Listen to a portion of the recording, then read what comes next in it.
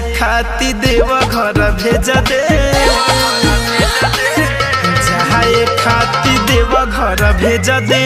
नैहर से सामान मायरे जहाँ खाती देव घर भेज दे, नैहर से सामान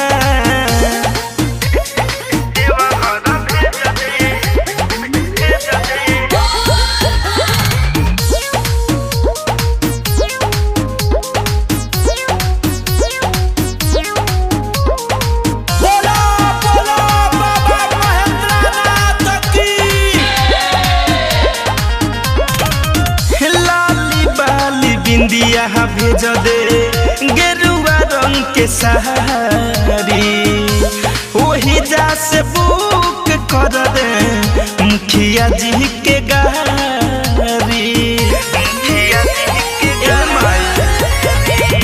लाली बाली बिंदिया भेज दे, गेरुआ रंग के साड़ी वही जा से बुक कर दे, मुखिया जी के गाड़ी।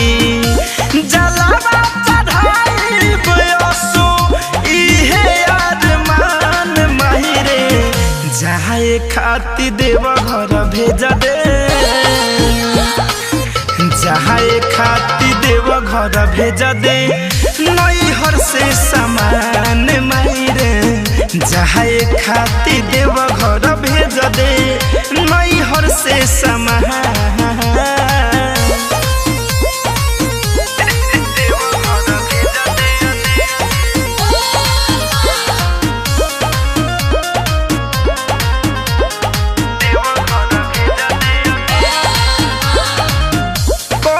जब देहरा के भाग जाला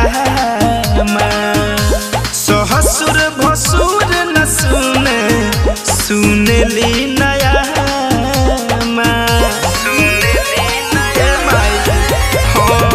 कही जब देहरा के भाग जाला